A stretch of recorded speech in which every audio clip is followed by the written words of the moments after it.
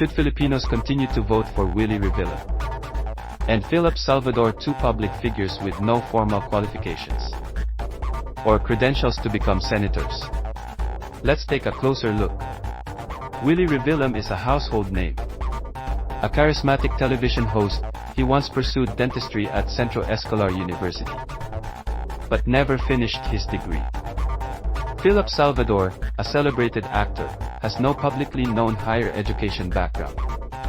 Both built successful entertainment careers, but neither has held a public office, managed a government program, or articulated a legislative agenda.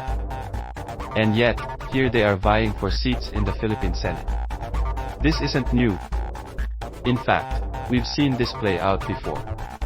Lito Lapid has been elected multiple times. And yet what have we gotten? We've rarely seen him debate.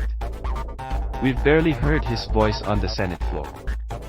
For years, he's collected a salary, enjoyed privileges, and held power, but has he truly represented the Filipino people in any meaningful way?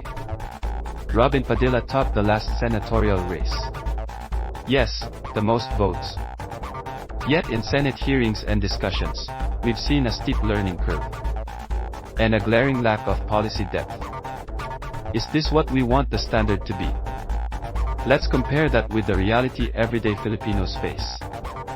When a Filipino applies for a regular job, whether it's as a manager, a nurse, a call center agent, what's the first thing employers ask? Do you have experience? Are you qualified? No credentials, no job. That's the rule. But in politics, fame becomes the shortcut. And we, the voters, are the ones enabling it. Let's not forget, a senator's job isn't to perform. It's not to entertain. A senator is there to make laws, to hold government accountable, to craft national policy that affects education, security, infrastructure, and healthcare. They're part of the system that shapes our country's future. Each senator gets a salary of roughly 278,000 per month, plus 1.5 to 2 million monthly for office expenses and staff. On top of that, they're given 60 million every year for projects. That's taxpayer money.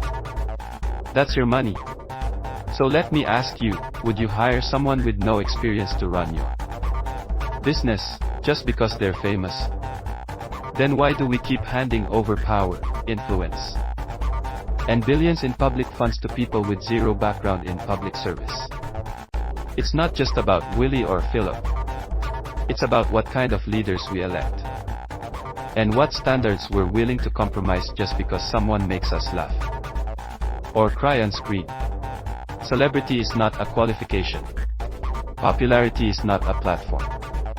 The Senate is not a stage for retired entertainers. Let's demand more from our candidates. Let's expect more from ourselves as voters. If you found this video insightful, don't forget to like, share, comment, and subscribe to AngKampanero. To our new subscribers, thank you. And to those who stayed to the end, maraming salamat.